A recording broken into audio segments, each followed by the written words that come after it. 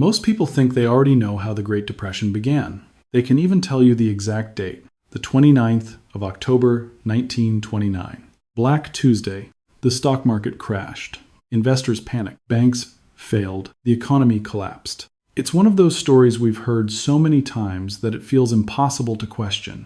History books repeat it. Documentaries summarize it in a few minutes. Classrooms teach it as if everything can be traced back to a single terrifying week on Wall Street. Simple, clean, easy to remember. But what if that story leaves out the most important part? What if the stock market wasn't the real beginning of the Great Depression? What if Wall Street wasn't the cause at all? What if the crash that shocked the world was only the moment everyone finally noticed a disaster that had been quietly taking shape for more than a decade? Because long before investors began screaming on the trading floor, long before newspapers printed headlines about financial ruin, long before millions of Americans lined up outside failing banks, the world's economic foundation had already begun to crack. Not because of one reckless investor, not because of one greedy banker, not because of one bad day in the stock market, but because governments, central bankers, and world leaders spent years building a financial system that looked incredibly strong from the outside while becoming dangerously fragile underneath. One political decision created another. One economic compromise required an even bigger compromise. One temporary solution quietly produced an even larger problem. A peace treaty that promised lasting stability instead created impossible debts. A monetary system designed to protect prosperity slowly became a trap. Banks created to prevent financial disasters stood frozen when panic finally arrived. And when fear spread across the world, the nations that needed cooperation the most chose confrontation instead. Trade stopped. Confidence disappeared. Credit dried up. And ordinary families, people who had never stepped onto the floor of the New York Stock Exchange, paid the highest price. The Great Depression wasn't born in a single afternoon. It wasn't created by one market crash. It was assembled piece by piece, decision after decision, year after year, like a line of dominoes stretching across the entire world. By the time the first one finally fell where everyone could see it, most of the others were already impossible to stop. And perhaps the most unsettling part of this story isn't what happened nearly a century ago. It's how many of the same warning signs still exist today. Debt, financial bubbles, political short-term thinking, trade conflicts, growing inequality, and institutions struggling to adapt to a changing world. History rarely repeats itself in exactly the same way, but it has a habit of echoing. So before we blame one dramatic day on Wall Street for the worst economic disaster of the 20th century, let's go back to where the story actually begins. Because the first domino didn't fall in 1929. It fell years earlier, hidden beneath the celebrations that ended one war, and quietly prepared the world for another catastrophe that almost nobody saw coming. If you ask almost anyone what caused the Great Depression, chances are you'll hear the same answer almost immediately. The stock market crashed. For generations, that's been the explanation. It's simple, dramatic, and easy to remember. Pictures of desperate investors, crowds gathering outside the New York Stock Exchange, and headlines announcing financial ruin have become the defining images of an entire era. And those images aren't fictional. People really did lose fortunes overnight. Billions of dollars in paper wealth disappeared in a matter of days. Investors who had spent years believing the market could only move in one direction suddenly watched everything collapse beneath their feet. Banks grew nervous. Businesses pulled back. Families stopped spending. Fear spread faster than anyone imagined possible. Everything about those scenes was real. But here's the question that almost nobody ever asks. Why did this crash become different from every major financial panic that came before it? After all, America had experienced market crashes before. The country had survived severe banking panics during the 19th century.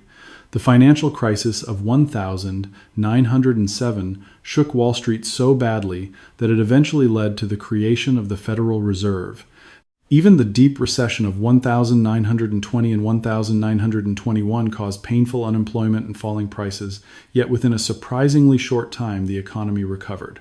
So why didn't that happen again in 1929? Why did one market collapse grow into the worst economic disaster of the modern age?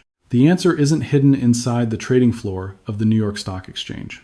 It's hidden underneath it. Imagine buying a beautiful old house. The paint looks fresh. The roof seems solid. The windows sparkle in the afternoon sun. From the outside, everything appears perfectly safe. Then one ordinary afternoon, someone steps onto the front porch. The boards crack. The entire entrance collapses. Most people immediately blame the person who took the final step. But engineers don't think that way. They crawl underneath the house. They look at the beams. They inspect the foundation. And what they usually discover is something very different. The wood had been rotting for years. Moisture had slowly weakened the structure. Tiny cracks had spread through the foundation long before anyone noticed. The final step didn't create the collapse. It simply revealed damage that had been growing silently beneath the surface. The Great Depression followed almost exactly the same pattern. Wall Street didn't suddenly create America's economic problem. It exposed problems that had already become impossible to hide. By the time investors rushed to sell their stocks in October 1929, the global financial system had been under enormous pressure for years. Governments were carrying mountains of debt left behind by the First World War. Banks were operating inside an international monetary system that had become increasingly rigid. Political leaders were making economic decisions based on short-term pressure rather than long-term stability. Even the prosperity Americans celebrated throughout the Roaring Twenties wasn't nearly as secure as it appeared. New skyscrapers filled city skylines. Automobiles rolled off assembly lines in record numbers. Electricity transformed homes. New consumer products entered everyday life almost every month. To millions of people, it looked as though America had finally discovered endless prosperity. But appearances can be incredibly misleading. Behind the excitement, ordinary families weren't becoming wealthier at the same speed as the booming financial markets. Factories were producing more goods than consumers could comfortably afford to buy. Easy credit allowed people to keep spending, but borrowing money isn't the same thing as creating real prosperity. Instead of solving the underlying weaknesses, credit temporarily covered them up. For a while, nobody noticed. Businesses kept expanding. Investors became more confident. Stock prices continued climbing. The entire country seemed convinced that the good times would last forever. History has a habit of punishing that kind of confidence. The stronger people believe a system cannot fail, the less attention they pay to the cracks forming underneath it. That's exactly what happened during the late 1920s. America wasn't standing on solid ground. It was standing on optimism. Optimism supported by debt, by speculation, by political assumptions, and by an international financial system that required almost every major nation to make exactly the right decision at exactly the right time. That kind of system isn't resilient. It's fragile, because sooner or later, someone always makes a mistake. And when the first crack finally appeared, it didn't stay confined to Wall Street. It spread through banks, through businesses, through factories, through farms, through families, until what looked like a financial panic became something much larger, a worldwide economic collapse. But if the foundations had already been weakening long before 1929, who weakened them? To answer that question, we have to leave New York behind completely. Because the first chapter of this story wasn't written beneath the skyscrapers of Manhattan. It was written thousands of miles away, in the mud, smoke, and shattered battlefields of the First World War. To understand how the Great Depression really began, we have to leave New York behind. In fact, we have to leave the United States altogether. Because the story doesn't begin with bankers staring at falling stock prices. It begins more than 10 years earlier, on a continent trying to survive after one of the bloodiest wars in human history. Picture Europe in November 1918. After more than 4 years of relentless fighting, the guns finally fell silent. For millions of people, it should have been a moment of celebration. The war was finally over. But when the smoke cleared, what remained hardly looked like peace. Entire cities had been reduced to rubble. Railroads that once connected nations had been ripped apart. Factories that powered Europe's industries stood damaged or abandoned. Farmland that had fed millions had become fields of mud, craters, and rusting barbed wire. The physical destruction was almost impossible to comprehend. Yet the damage that couldn't be seen would prove even more dangerous. Governments had borrowed staggering amounts of money to finance the war. They had printed enormous quantities of currency. They had suspended many of the financial rules that had governed the global economy before 1914, believing survival mattered more than economic discipline. During wartime, those decisions made sense. Winning the war came first. Everything else could wait. But wars eventually end. Debts do not. When the fighting stopped, Europe faced a challenge unlike anything it had ever experienced. How do you rebuild entire nations when nearly everyone owes money to someone else? How do you restore prosperity when governments are already buried under mountains of debt? How do you return to normal when the old world that existed before the war has completely disappeared? Those questions had no easy answer. Still, political leaders desperately wanted to believe they could simply put everything back the way it had been before the conflict. They imagined that peace alone would restart the global economy. Factories would reopen, trade would recover, money would begin flowing again, life would slowly return to normal. But history rarely allows nations to rewind the clock. The Europe of 1919 wasn't the Europe of 1913. Before the war, international trade had connected countries with remarkable freedom. Capital crossed borders with relatively few restrictions. Investors had confidence in currencies tied to gold. Businesses could plan for the future because the international financial system was relatively predictable. The war shattered that stability. Every major economy emerged, carrying wounds that couldn't simply be repaired with bricks, steel, or fresh concrete. Factories could be rebuilt. Bridges could be reconstructed. Roads could be paved again. Trust was far more difficult to restore.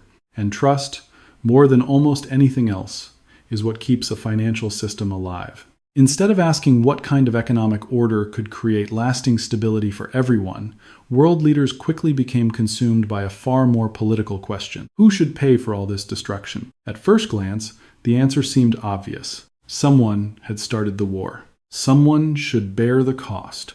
It sounded fair.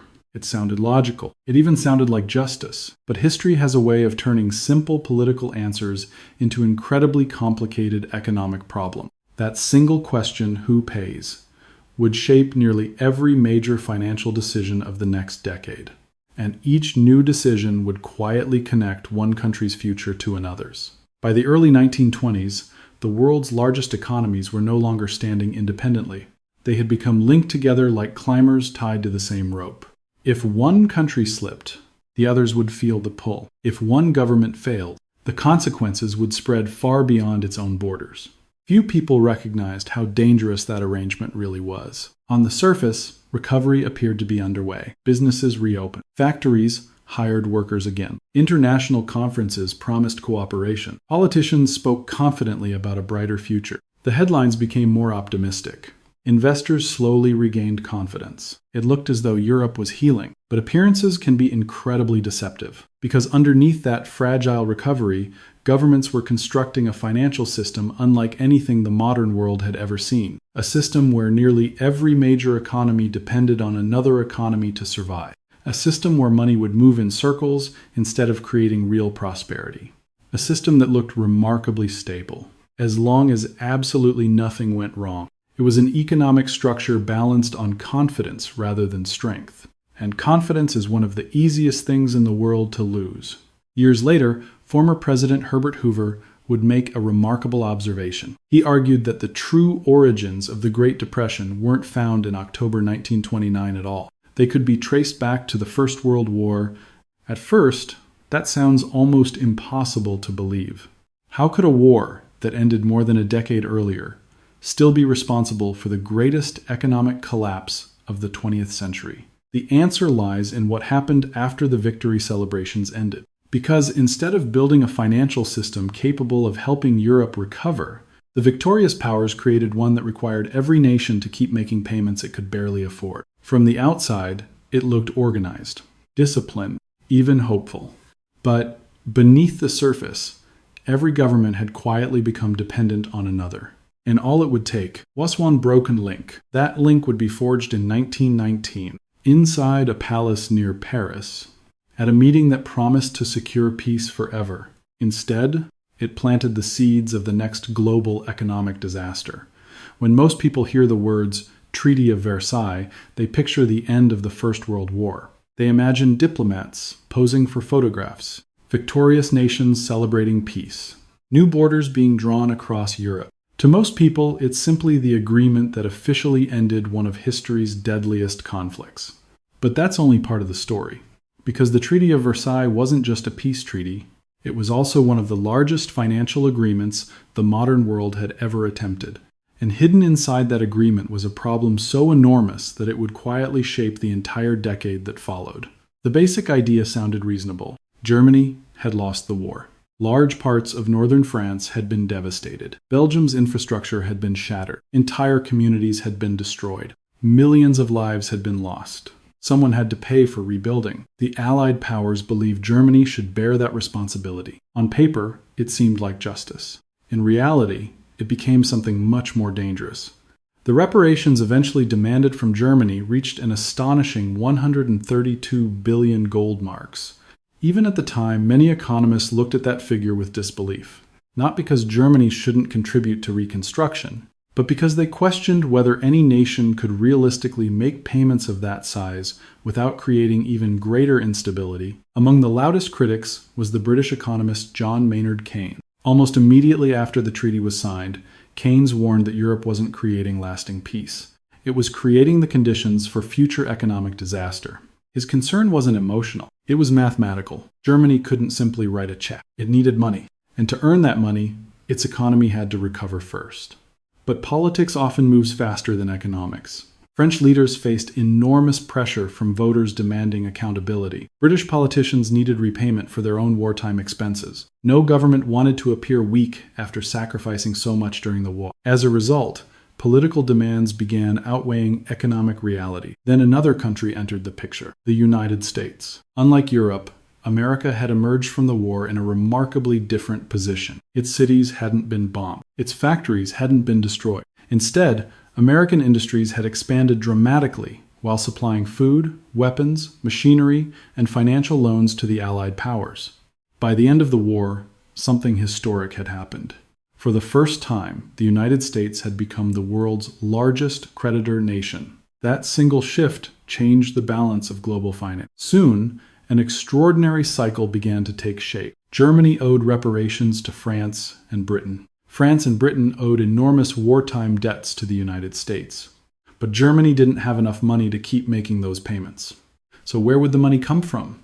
Ironically, from the very country waiting to be repaid. American banks began lending billions of dollars to Germany. Germany used those loans to pay reparations to France and Britain. France and Britain then used much of that money to repay their own debts to Washington. At first glance, everything appeared to be working. Money kept moving. Governments continued making payments. Factories reopened. Investors regained confidence. Newspapers celebrated signs of recovery. It looked like Europe had found a path back to stability. But appearances can be incredibly deceptive, because almost none of those debts had actually disappeared. They had simply been passed from one country to another. Imagine several people standing in a circle. Each person owes money to the next. As long as everyone keeps passing cash around the circle, nobody notices the problem. But if just one person suddenly runs out of money, the entire system stops. That's exactly what the post-war economy had become. Not a strong foundation, a carefully balanced chain of obligation. Every payment depended on another payment arriving first. Every government relied on someone else's financial health. The system wasn't designed to survive uncertainty. It was designed to survive only if everything went exactly according to plan. And history almost never follows perfect plans. The greatest weakness wasn't Germany, or France, or Britain. It was dependence itself. The world economy had quietly become a giant circle of borrowed money. As long as American banks continued lending, Germany could continue paying. As long as Germany kept paying, France and Britain could meet their obligations. As long as those payments continued, confidence remained alive. But confidence is a fragile thing. It doesn't disappear all at once. It fades little by little. One hesitation, one missed payment, one financial shock. And suddenly, everyone begins questioning whether the system can survive. That was the hidden danger built into Versailles. The treaty didn't guarantee stability. It postponed instability. Every year the system survived, the world became a little more convinced it was permanent. In reality, it was becoming increasingly dependent on one assumption that could never last forever: that American money would continue flowing without interruption. Soon, another decision would make that fragile structure even more vulnerable. Ironically, it involved something nearly every financial leader considered the safest foundation any economy could have: gold.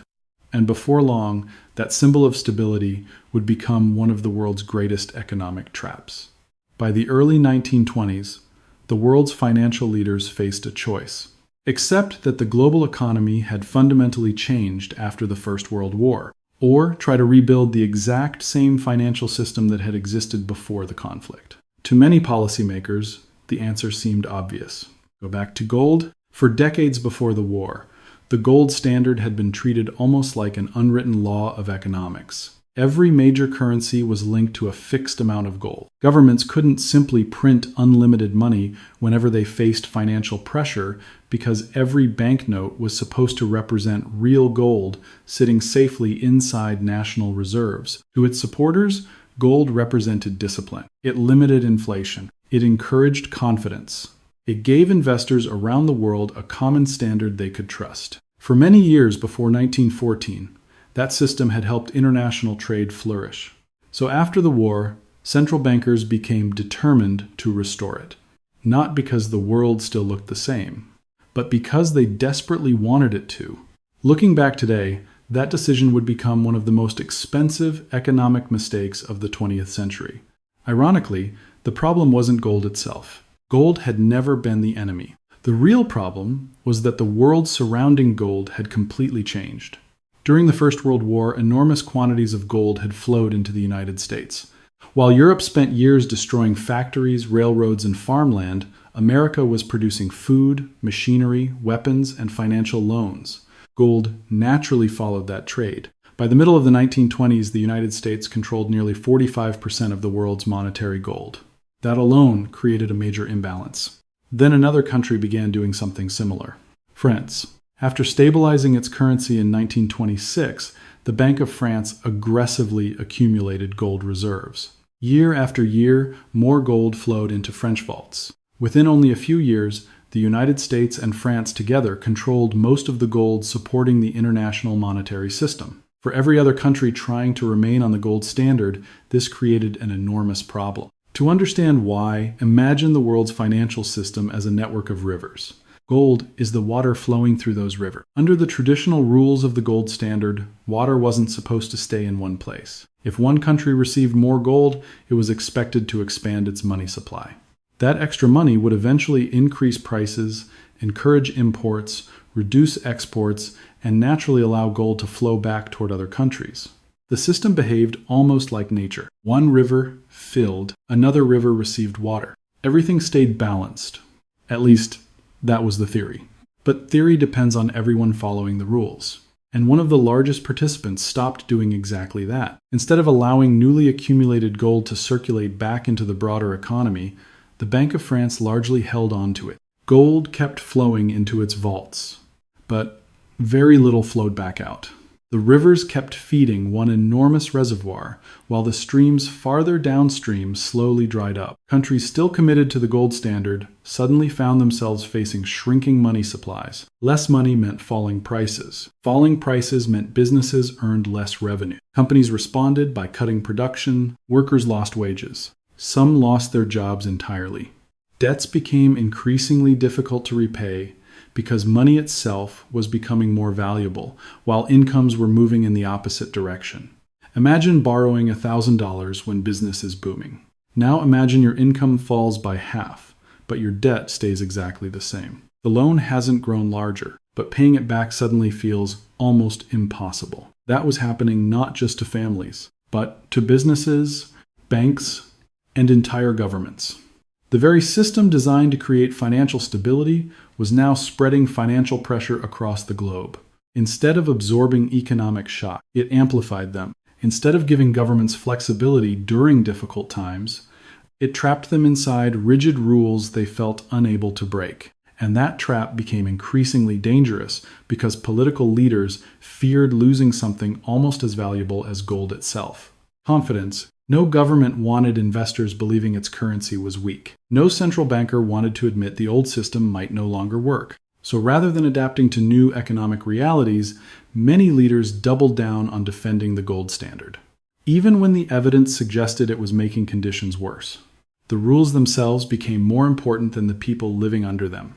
It was like watching a captain refuse to change course because the map insisted the ocean should be calm, even while the storm was already crashing against the ship. From a distance, the world's financial system still looked orderly. Currencies remained tied to gold. International agreements remained in place. Central banks continued speaking the language of stability. But beneath that appearance of discipline, pressure was building everywhere. Businesses were earning less. Workers were struggling. Governments had fewer options with every passing year. The machine still appeared to be running, but its gears were beginning to grind against one another. And while central bankers focused on protecting gold, another danger was quietly growing somewhere else. Not inside government vaults, not inside central bank, but inside ordinary American homes. Because the prosperity everyone admired during the Roaring Twenties wasn't nearly as solid as it seemed. It was built on foundations that were already beginning to crack. By the late 1920s, the world looked surprisingly confident again. Factories were busy. International trade had largely recovered. Stock markets continued reaching new highs. New technologies were transforming everyday life. To millions of people, it felt as though the difficult years after the First World War had finally been left behind. But beneath that confidence, the global economy depended on something far more fragile than most people realized.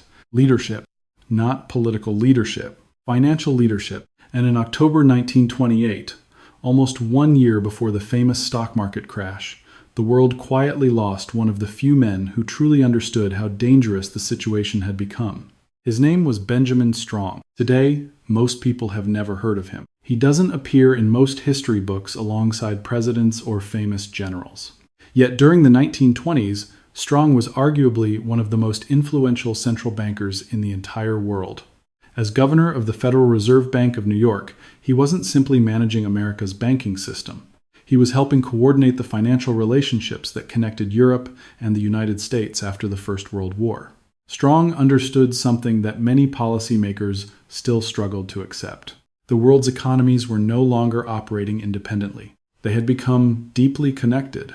What happened in London affected New York. What happened in Berlin affected Paris. A financial shock in one country could quickly spread across continents. To Strong, the international economy wasn't a collection of separate nations. It was one enormous machine. If a single gear stopped turning, sooner or later, every other gear would begin slowing down as well. That understanding shaped almost everything he did. Instead of thinking only about America's immediate interests, Strong believed central banks had to cooperate. When Britain struggled to defend its currency, he supported policies that reduced pressure on the British financial system. When financial markets became unstable, he favored acting quickly before panic had the chance to spread. He believed confidence was easier to preserve than to rebuild. Not everyone agreed with him. Critics argued that interest rates were being kept too low. Some believed easy money encouraged excessive speculation on Wall Street. Others worried that the Federal Reserve was paying too much attention to international problems instead of focusing on the American economy. Those debates never completely disappeared. But Strong remained convinced that preventing a global financial breakdown was more important than eliminating every sign of speculation. Because speculation could be corrected later. A collapse of confidence might not be. Then, without warning, everything changed. In October 1928, Benjamin Strong died unexpectedly after years of declining health. His death rarely appears in popular accounts of the Great Depression, yet many economic historians consider it one of the most important turning points of the entire decade. The Federal Reserve didn't simply lose an experienced official, it lost the person who had provided direction. The institution suddenly found itself without a clear center of leadership. Power became scattered among different regional Federal Reserve banks. Instead of speaking with one voice, policymakers increasingly disagreed with one another. Some believed the economy remained fundamentally healthy. Others worried about growing speculation. Some focused on protecting gold reserves. Others concentrated on domestic banking issues. There was no longer a single strategy holding everything together. At precisely the moment when unity mattered most, confusion replaced coordination. Looking back years later, economists Milton Friedman and Anna Schwartz argued that Strong's death fundamentally weakened the Federal Reserve's ability to respond when crisis finally arrived. Economic historian Charles Kindleberger made an even bolder argument. He suggested that if Benjamin Strong had still been alive during the financial panic, the Great Depression might have been significantly less severe, or perhaps even prevented altogether. That's an extraordinary claim. History almost never depends entirely on one individual. No single person could have erased all the structural weaknesses already building throughout the global economy. The debt still existed. The gold standard still constrained government. Financial speculation was still growing. Economic inequality was still widening. Strong couldn't have made those problems disappear. But leadership matters, especially during moments of uncertainty. Strong understood something that many of his successors underestimated. Financial systems don't survive simply because the numbers make sense. They survive because people believe they will survive. Confidence is one of the most valuable assets any economy possesses. Once people lose it, fear spreads much faster than fact. Unfortunately, after Strong's death, many policymakers viewed the situation through a very different lens. Instead of adapting to changing conditions, they became increasingly committed to defending established rules, especially the gold standard. They believed discipline would restore stability. They believed the economy would eventually correct itself. They believed patience was the safest strategy. But while officials debated monetary policy inside meeting rooms, another crisis was quietly taking shape outside them. It wasn't beginning inside central banks. It wasn't beginning inside government offices.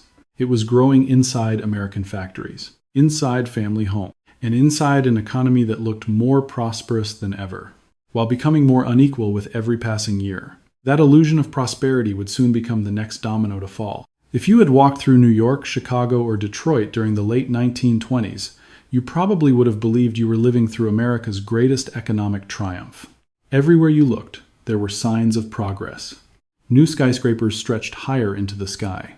Automobiles crowded streets that had once belonged to horse-drawn carriages. Factories operated around the clock. Electric lights transformed entire cities after sunset. Families proudly brought home radios, refrigerators, washing machines, and countless new products that had seemed like luxuries only a few years earlier. Newspapers celebrated record-breaking stock prices almost every week.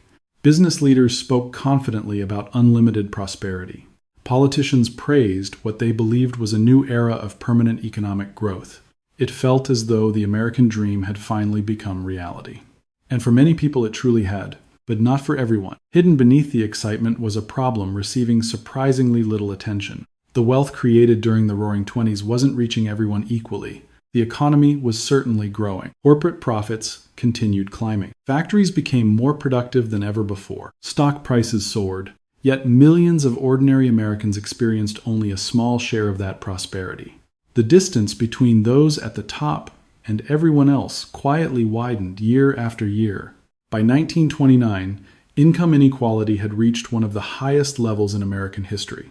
The wealthiest 1% of households received nearly a quarter of all pre-tax income in the country. Even more striking, the richest fraction of American families earned roughly as much as tens of millions of people combined. Those numbers weren't just politically controversial. They created an economic problem, because modern industrial economies depend on something surprisingly simple. Factories can only keep producing goods if ordinary people have enough money to buy them. Companies can manufacture millions of automobiles. They can fill stores with refrigerators, furniture, clothing, and household appliances. But if average families don't earn enough income to purchase those products, eventually, supply begins to outpace demand. At first, almost nobody noticed. Stores still appeared busy. Factories continued hiring workers. Businesses expanded production. Everything looked healthy. Why? Because another force temporarily hid the imbalance: credit. Buying on installment became one of the defining features of the decade. Instead of paying the full price immediately, families could spread payments across months or even years. For many Americans, this opened the door to a lifestyle that previously seemed out of reach. A family that couldn't afford a new refrigerator today could still take one home. A worker without enough savings could purchase a car. Consumers continued spending. Businesses continued selling. The economy continued growing. Everyone seemed to benefit. But appearances can be deceptive. Easy credit doesn't eliminate financial pressure. It postpones it. Prosperity built on borrowing is fundamentally different from prosperity built on rising income. For a while, debt successfully disguised the growing imbalance between wages and consumption. Families believed tomorrow's income would solve today's obligation. Businesses assumed demand would continue forever. Banks believed borrowers would always be able to repay their loans. Investors believed the economy had entered a completely new age. Confidence became self-reinforcing. As long as everyone believed things would improve, they usually did, at least for a while. Then another imbalance quietly emerged. The people receiving the largest share of America's wealth weren't spending most of it on everyday consumer goods.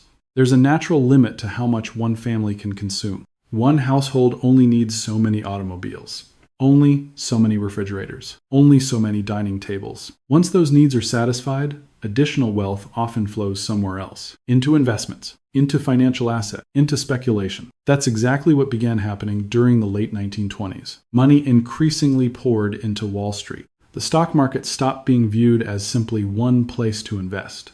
It became the symbol of limitless opportunity. Stories of ordinary people becoming wealthy through stocks spread across newspapers, offices, and dinner tables across America. People who had never invested before suddenly believed they couldn't afford to stay out of the market. Prices kept rising, confidence kept growing, and the higher prices climbed. The more people believed they would continue climbing forever. Many investors borrowed money to purchase stocks on margin. They paid only a fraction of the purchase price themselves while financing the rest through loans. As long as stock prices continued rising, the strategy seemed brilliant.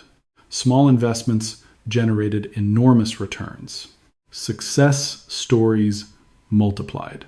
Optimism became contagious. But every bubble shares one dangerous characteristic. It convinces people that traditional rules no longer apply, that this time is different, that markets have permanently changed. History has heard those words many times before, and almost every time, they've been followed by disappointment. By the end of the Roaring '20s, America appeared stronger than ever. But beneath the headlines, consumer demand had begun weakening. Debt continued growing. Income remained increasingly concentrated. Speculation accelerated. The country's economic foundation wasn't becoming stronger. It was becoming more fragile. No one could clearly see those cracks yet, because as long as stock prices continued reaching new highs, almost everyone believed the future could only get brighter. But financial bubbles never announce when they're about to end. They simply keep expanding, until one day, confidence begins to disappear. And when confidence finally breaks, it rarely breaks alone. By the autumn of 1929, the warning signs were already there. The problem was, almost nobody wanted to see them. Factories had quietly begun slowing production. Farmers were struggling with falling crop prices. Household debt continued climbing. Banks had become increasingly exposed to risky loans. Across the Atlantic, the international financial system remained trapped inside a fragile network of debt and gold that depended on every country behaving exactly as expected. It was a system with almost no room for error. Yet none of those problems dominated the headline. Instead, America remained captivated by Wall Street. Every new market record reinforced the belief that prosperity had become permanent. More people opened brokerage accounts. More families invested their savings. More first-time investors entered the market, convinced they were witnessing the beginning of an entirely new economic era. Many weren't studying company earnings. They weren't analyzing business performance. They weren't asking whether stock prices truly reflected reality. They bought because prices kept rising.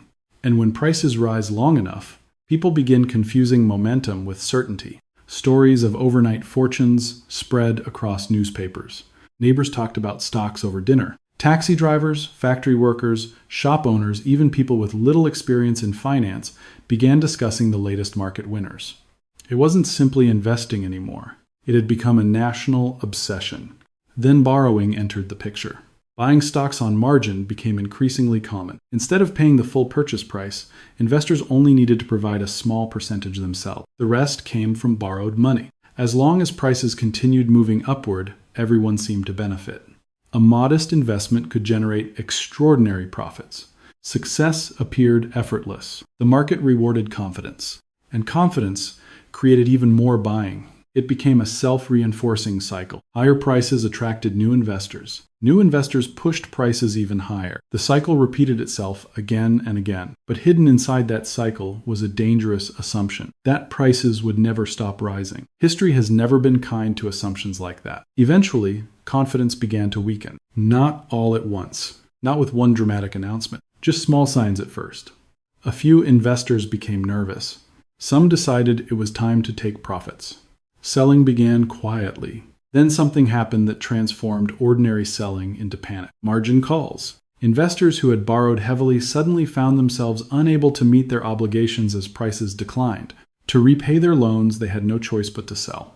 Those forced sales pushed prices down even further. Lower prices triggered even more margin calls. More margin calls created even more selling. Fear fed fear. Panik fed panik. Within days, billions of dollars in market value vanished. The headlines were impossible to ignore. Crowds gathered outside the New York Stock Exchange. Newspapers described financial ruin. Radio broadcasts carried stories of collapsing fortunes into homes across America. To millions of people, it looked as though the economy had collapsed overnight. But appearances can be misleading. The market wasn't destroying a healthy economy. It was exposing an unhealthy one. Imagine walking through a forest after months without rain. From a distance, everything still appears peaceful. The trees remain standing. The landscape looks unchanged. But beneath your feet, dead leaves have accumulated. Branches have dried out. The ground has become brittle.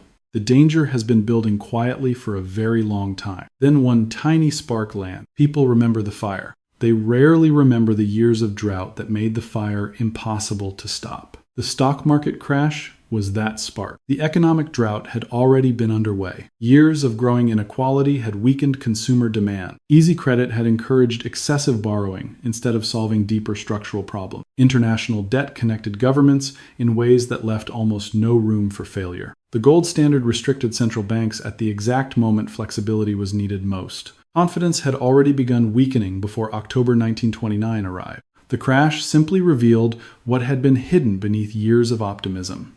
Even then, however, disaster wasn't guaranteed.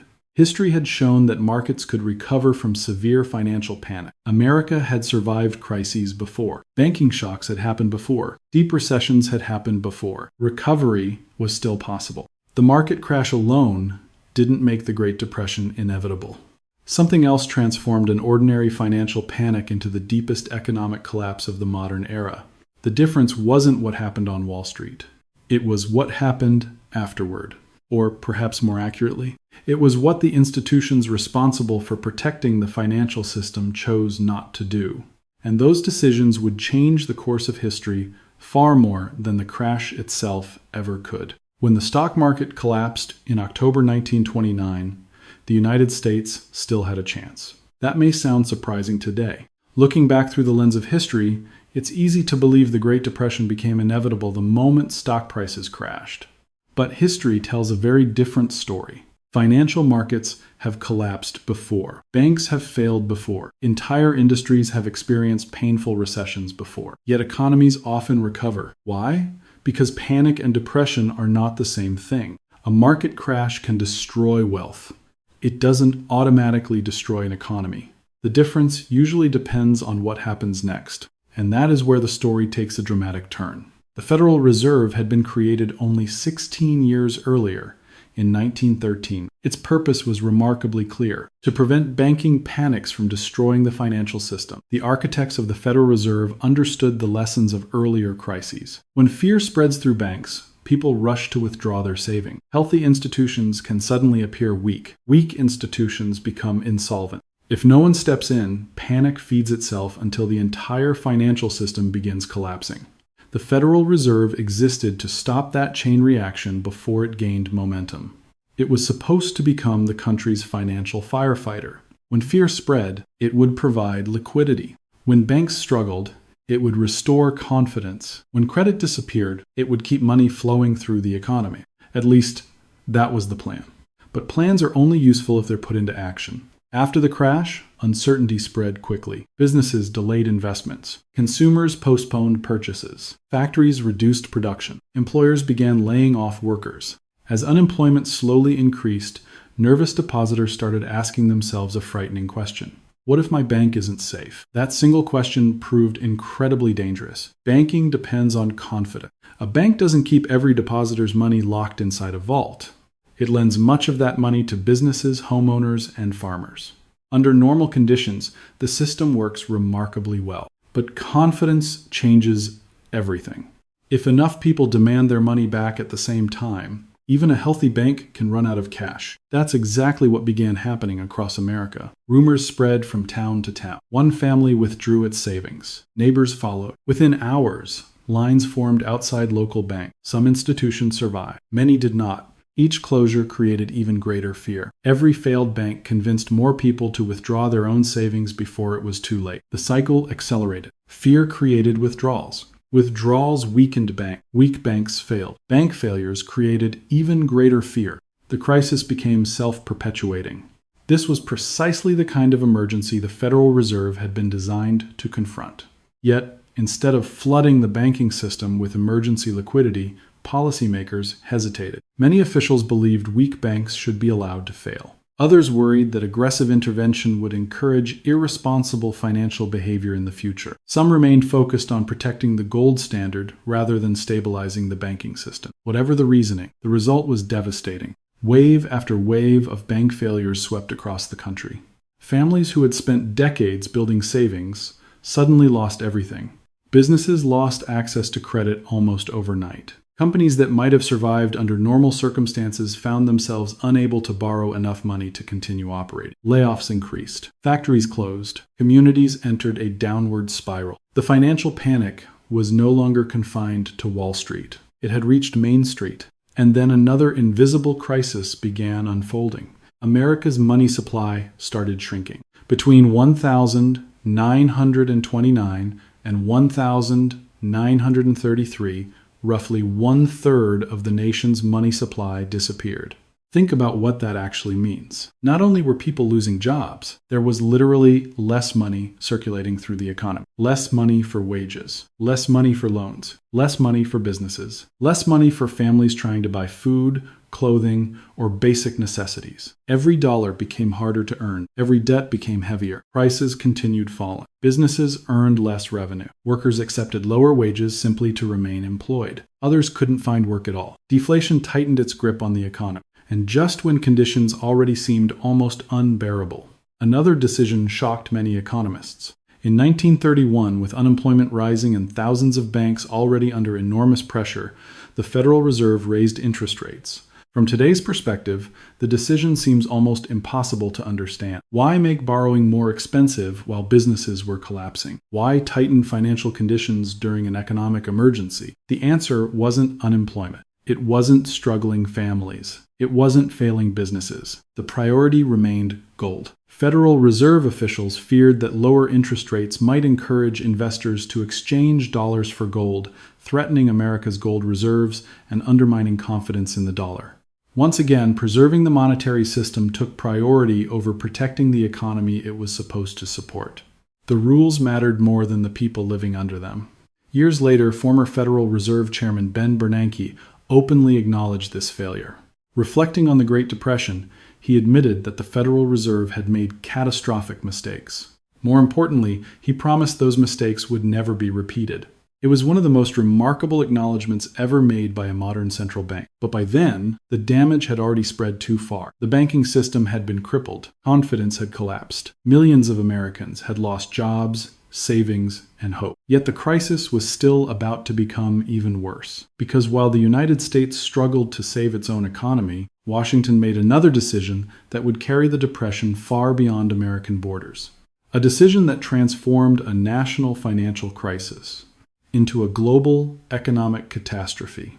By the beginning of 1930, America was already in serious trouble.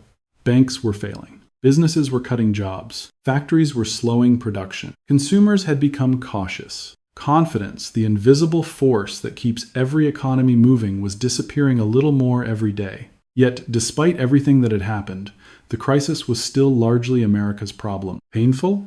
Absolutely. But still contained. There was still an opportunity to prevent it from becoming a worldwide catastrophe. That opportunity disappeared with one political decision.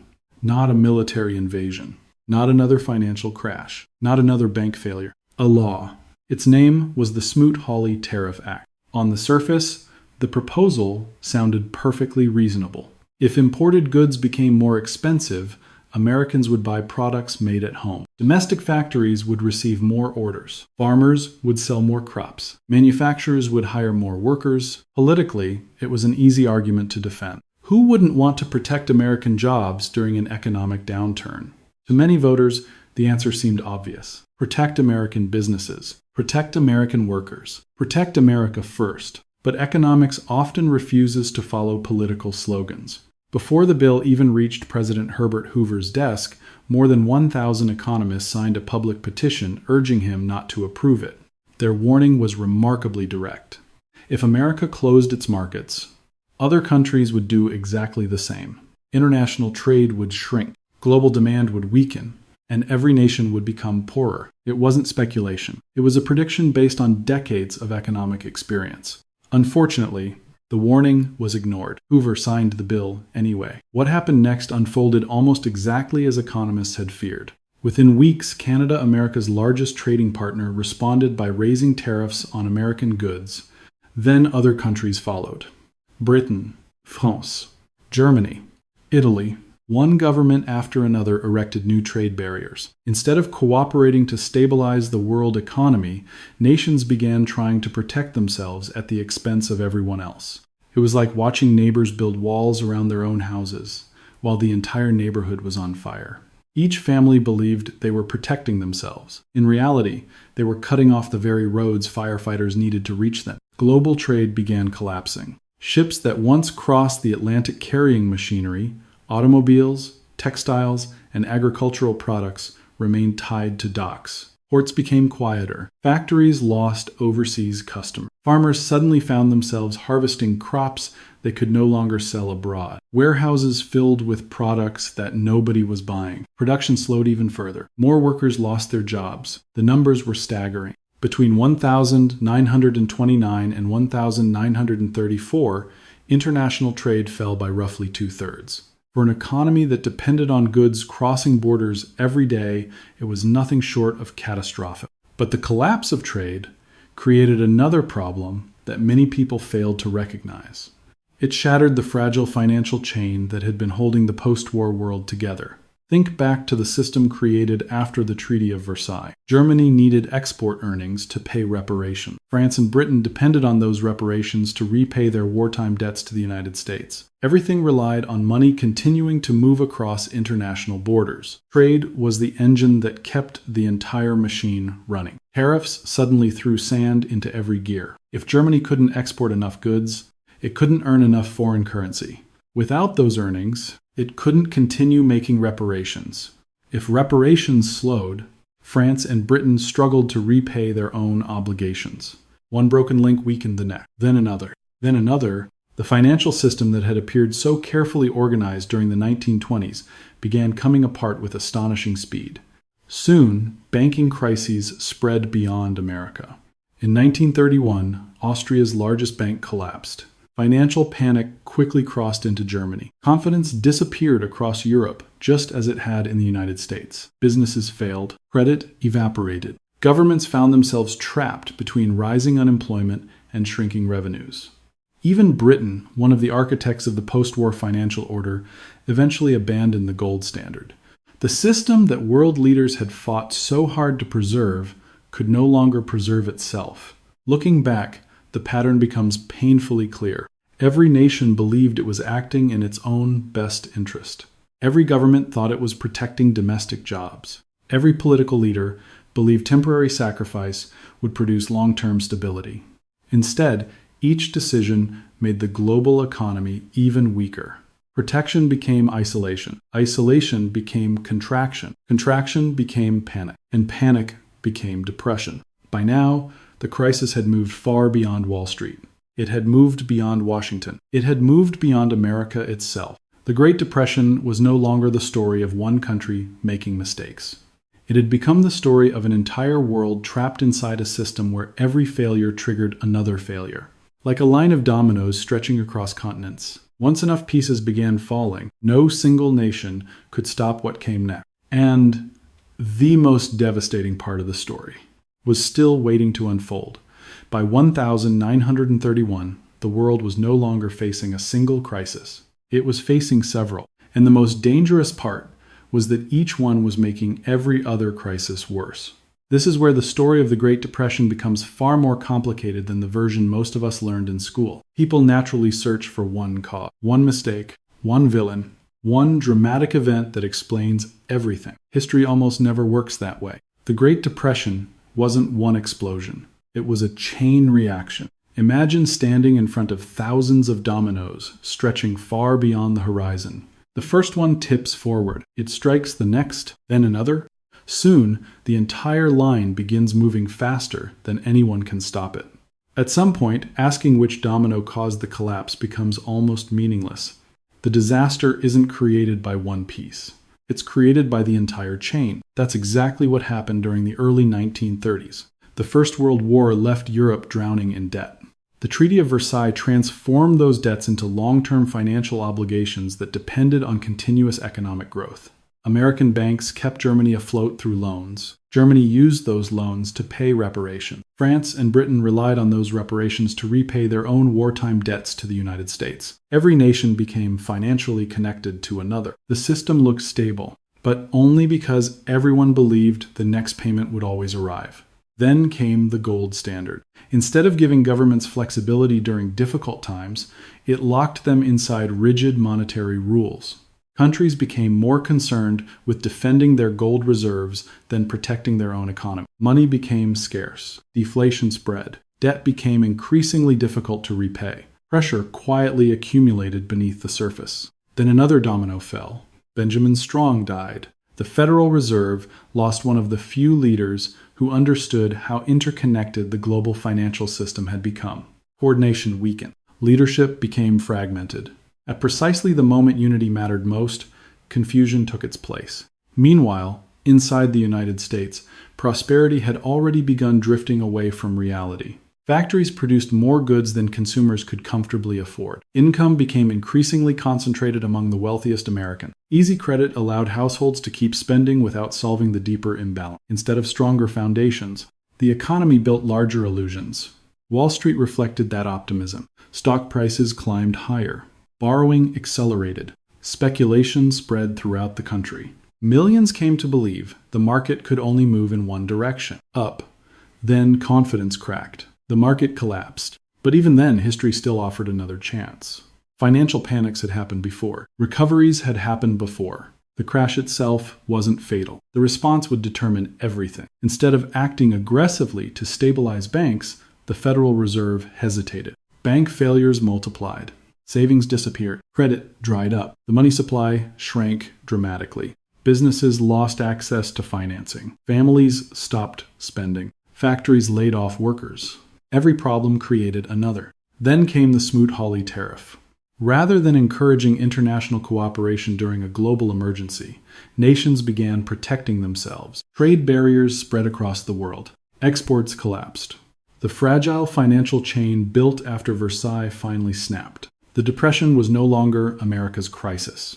It had become humanity's crisis. Every failed bank reduced lending. Reduced lending forced more businesses to close. Business failures increased unemployment. Unemployment reduced consumer spending. Lower spending caused additional business failures.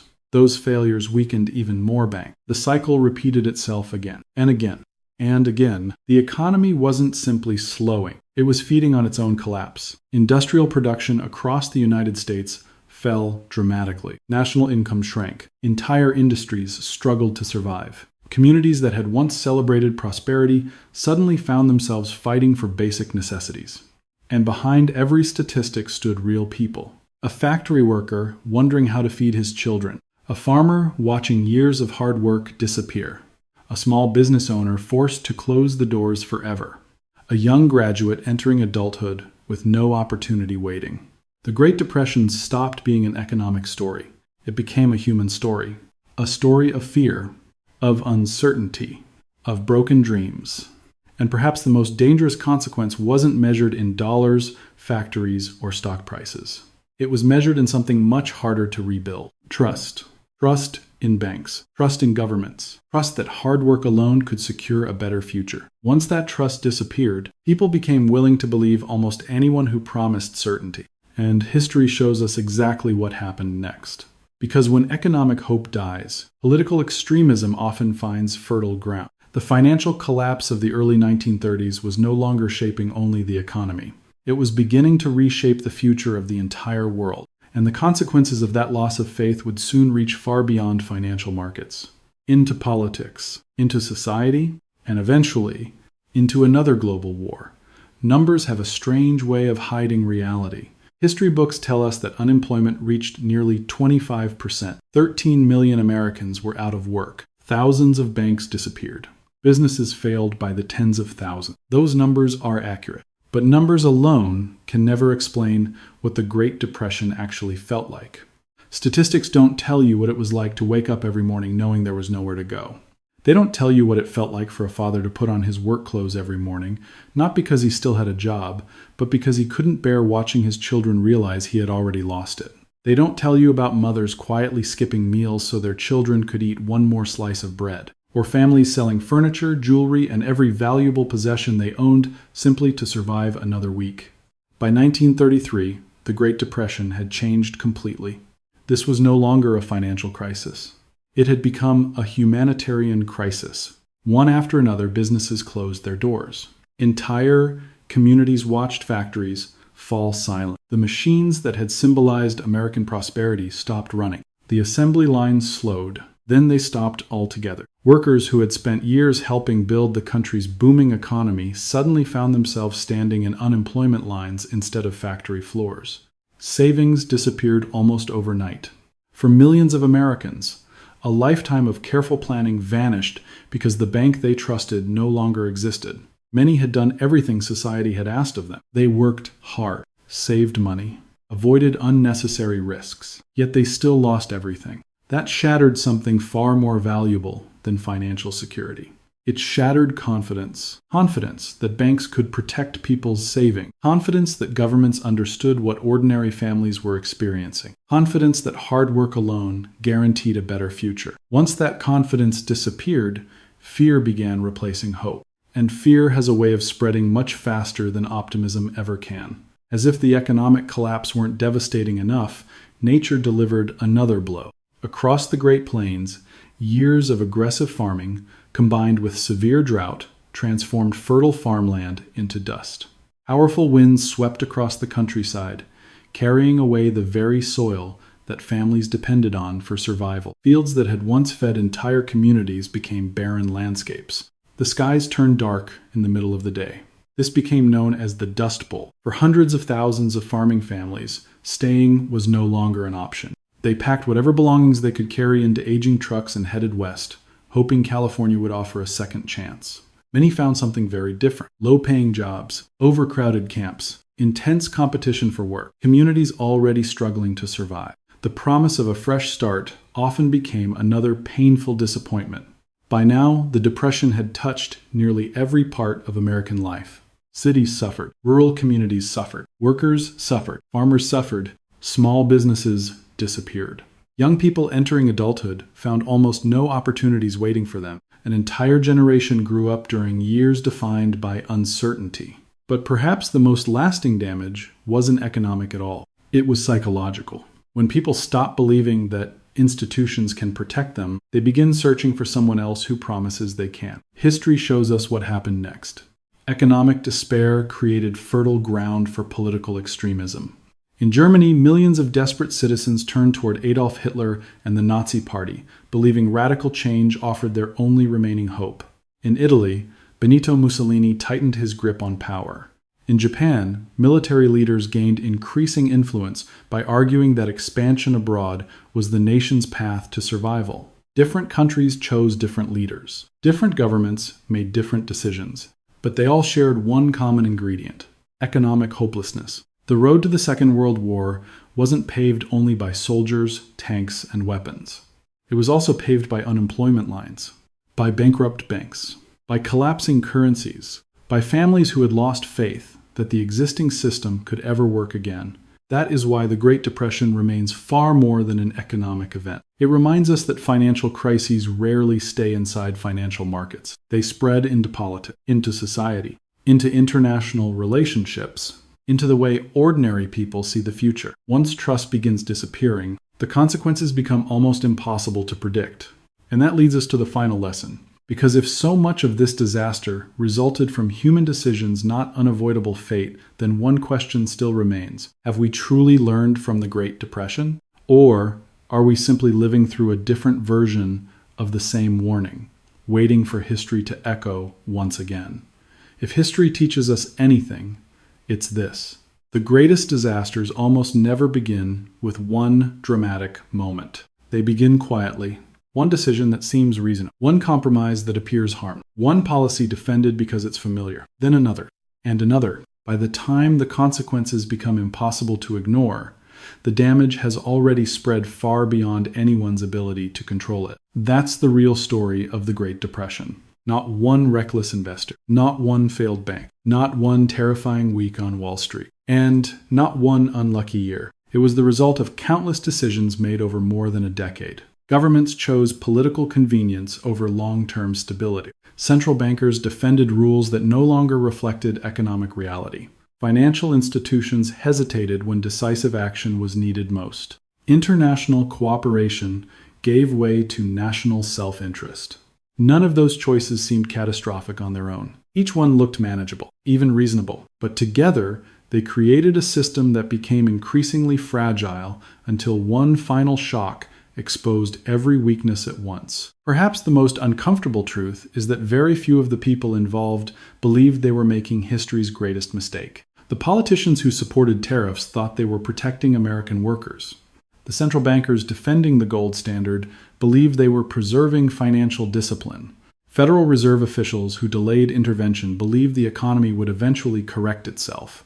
Almost everyone believed they were acting responsibly. History reminds us that good intentions do not guarantee good outcomes. Policies are remembered not for what leaders hoped would happen, but for what actually happened. That may be the most valuable lesson of all. The Great Depression wasn't simply a failure of markets. It was a failure of system. A failure to recognize that economies constantly change.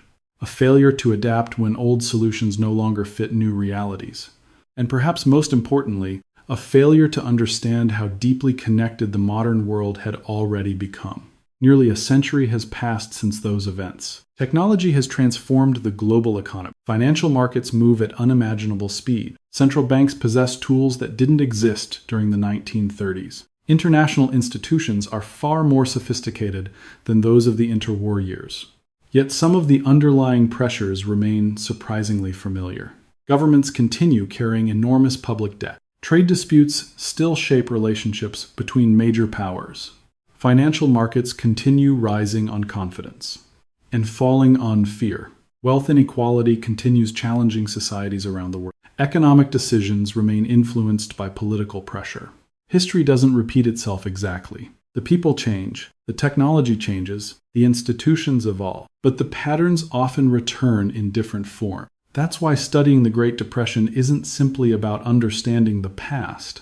It's about recognizing how complex systems fail, how small decisions accumulate over time, and how the most dangerous problems are often the ones developing quietly beneath the surface long before the first visible crack appears. The stock market crash of 1929 will always remain one of history's most recognizable moments. But now we can see it for what it truly was. Not the beginning, not the cause, but the moment the world finally noticed a collapse that had been building for years. The first domino didn't fall on Wall Street. Wall Street was simply where everyone finally heard the sound. And perhaps that's the lesson history continues trying to teach us. By the time a crisis becomes obvious, the real story has usually been unfolding for much longer. If this documentary gave you a new perspective on one of history's most misunderstood events, we'd love to hear your thoughts. Which factor do you believe played the biggest role? Was it the legacy of the First World War, the Treaty of Versailles, the gold standard, the Federal Reserve's response, rising inequality, or the collapse of global trade? Share your perspective in the comments below. History becomes richer when different viewpoints come together. And if you enjoy exploring the hidden forces that shape history, economics, and global power, consider subscribing and joining us for future documentaries. There are countless moments in history that are often reduced to a few paragraphs in textbooks. Together, we'll continue looking beneath the surface, one hidden story at a time.